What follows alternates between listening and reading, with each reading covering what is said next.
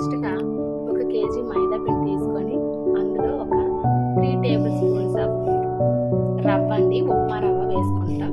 ఆ తర్వాత కొంచెం దానికి సరిపడా సాల్ట్ వేసుకుంటాము. అంటే మనం చపాతీ మధ్యకి ఎలా కలుపుకుంటాం అలాగే కలుపుకోవాలి. అందులో మొదటగా నేను వాటర్ వేయకుండా ఆయిల్ ఒక 3 table spoons of oil boil చేసి వేడి చేసి వేయాలండి. ఆ కొంచెం కలిపిన తర్వాత ఆయిల్ మొత్తం స్ప్రెడ్ అయిన తర్వాత మనం కొంచెం కొంచెంగా వాటర్ వేసుకొని చపాతీ ముద్దలాగా మనం కలుపుకోవాలండి.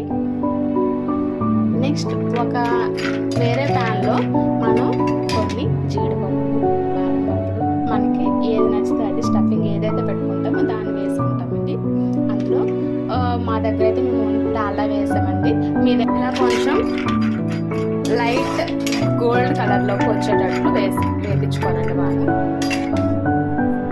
వేయించుకున్న తర్వాత ఇదే ప్యాన్లో ఇంకొంచెం ఆయిల్ వేసుకోవచ్చు, లేదంటే డాల్డా వేయచ్చు, లేదా నెయ్యి కూడా వేసుకోవచ్చు అండి. మా దగ్గర నెయ్యి లేదు కాబట్టి మేము డాల్డా వేసాము.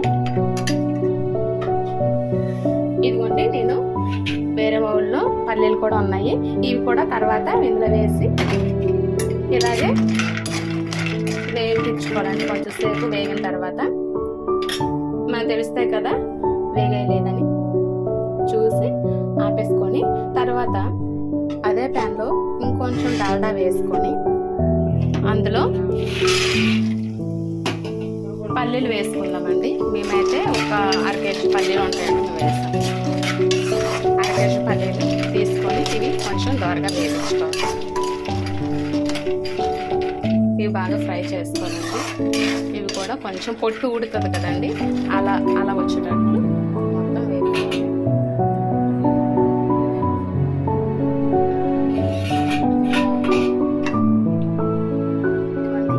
చూస్తున్నాం కదా, ఇలాగే మెత్తగా ఒక చపాతీ ముద్దలాగా చేసుకోవాలి. ఇది ఒక 1/2 అవర్ లాగా నానబెట్టి అలాగా క్లాత్ అనేది పెట్టేసుకోవచ్చు.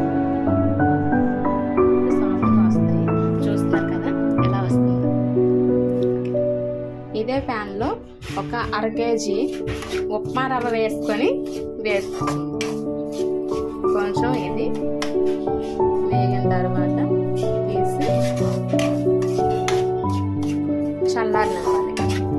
ఇందాక మనం ఇదిగోండి ఇందులో పల్లీలు, కాజు, ఇంకా బాదం ఇవి ఇలా చల్లారనివ్వాలి. ఈలోపు మనం రవ్వని వేపుకోవాలి.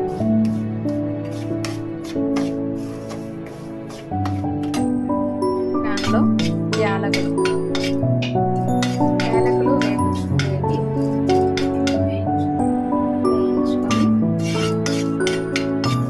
కొంచెం పౌడర్లో వేసుకుంటాం. కొంచెం షుగర్ యాడ్ చేసి మిక్సీలో వేసుకుంటాం. కొంచెం పౌడర్ వస్తుంది కదండి, మంచి ఫ్లేవర్ వస్తుంది.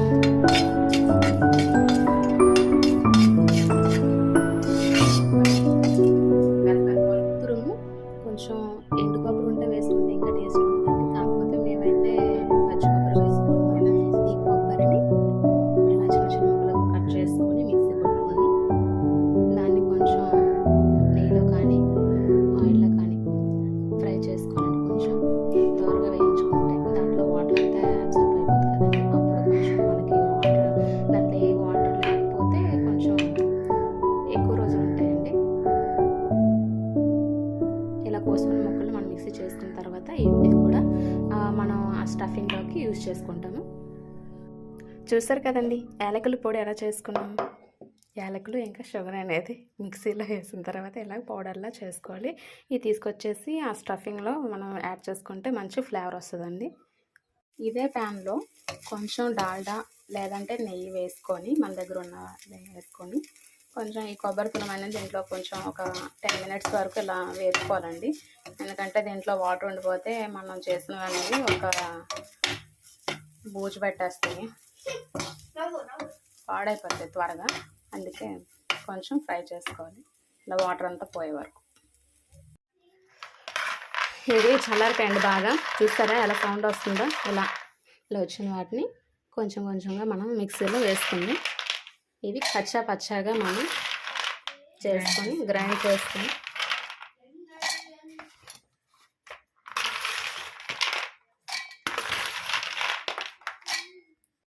ఇదిగో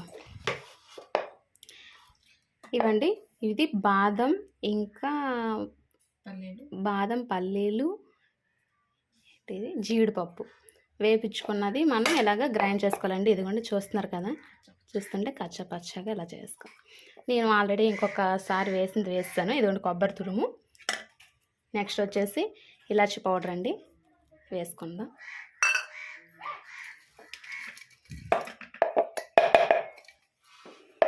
ఇందులోనే మనం ముందుగా మొత్తం ఫ్రై చేసి పెట్టుకున్న రవ్వ అండి, ఇది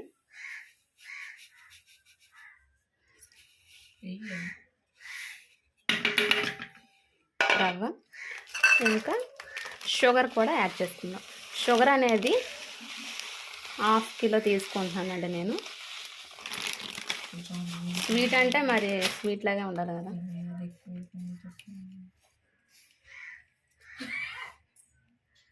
ఇదిగోండి, ఇవన్నీ కూడా ఇలా కలుపుకుందాం. ఇందులో కొంచెం నెయ్యి వేసుకొని ఇది మరిగాక ఆ మరిగిన నెయ్యిని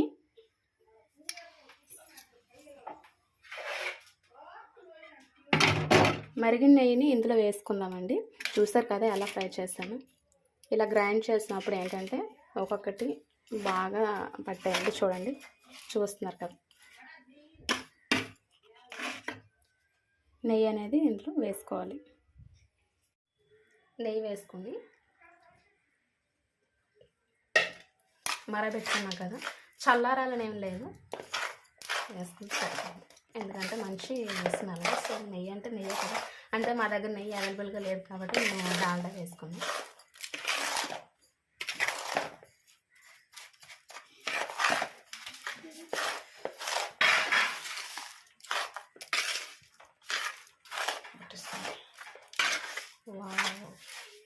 నైస్. ఇప్పుడు మనం డీప్ ఫ్రైకి సరిపడా ఆయిల్ తీసుకుందామండి. ఇందులో ఏంటంటే ఇంకా ఫైనల్ స్టేజ్లోకి వచ్చేసామండి. ఈ ఆయిల్ బాగా మరిగిన తర్వాత ఒక్కొక్కటి మనం రెడీ చేసి పెట్టుకున్న కజ్జికాయ అనేది దీంట్లో వేసి ఫ్రై చేసుకోవడమే. కజ్జికాయ ప్రిపరేషన్ అనేది చాలా ఇంపార్టెంట్ అండి. ఎందుకంటే అది ఏమాత్రం కొంచెం తేడా వచ్చినా కూడా మొత్తం ఆ స్టఫ్ అనేది బయటికి విడిపోతే ఆయిల్ మొత్తం స్ప్రెడ్ అయిపోతుంది, పాడైపోతుంది కూడాను. అందుకే మనం వాటిని చాలా జాగ్రత్తగా చేసుకోవాలి. అవి ఏంటంటే ఆ అచ్చుతో చేయొచ్చు, లేదంటే మనం ఫోర్క్ ఉంటే ఫోర్క్తో కూడా మనం చేసుకోవచ్చు. అది ఎలా చేయాలో నేను చూపిస్తాను. దగ్గర ఈ కజ్జికాయలు చేసుకునే అచ్చు ఉందండి, అందుకే మేము ఇంత చేసుకుంటున్నాం. ఇది లేకపోయినా కూడా మనం హ్యాండ్తో కూడా చేసుకోవచ్చు. దీంతో ఎలా చేసుకోవాలో నేను ఇప్పుడు చూపిస్తాను మీకు. వెరీ సింపుల్ అండి, కాకపోతే కొంచెం నెమ్మదిగా చేసుకోవాలి. లేదంటే ఇదిగోండి అలా పెట్టుకొని అందులో మనం ప్రిపేర్ చేసుకున్న స్టఫ్ అనేది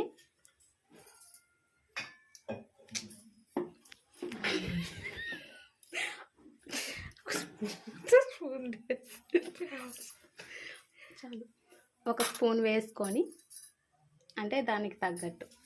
కొంతమంది దగ్గర కొన్ని వేరేగా ఉంటాయండి వుడెన్తో, అవి అయితే కొంచెం ఎక్కువ మనకి స్టఫ్ అనేది పడుతుంది. మనం చేసుకుంటే అలా ప్రెస్ చేసిన తర్వాత ఇదిగోండి ఇలా మనకు వస్తాయండి. చూస్తారు కదా ఎంత చక్కగా వచ్చాయో. చూస్తారు కదా, ఆయిల్ బాయిల్ అయిపోయిందండి. ఇప్పుడు మనం ముందుగా ప్రిపేర్ చేసుకున్న ఇవి మెల్లమెల్లగా వేసుకుందాం ఆయిల్లో.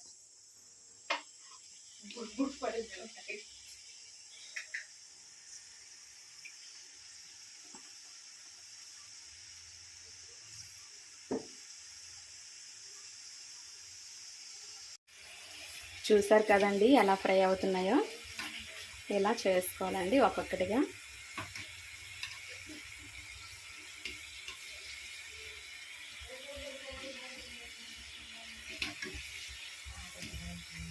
చూసుకోండి. ఇప్పుడు మనం తీసుకోవచ్చండి.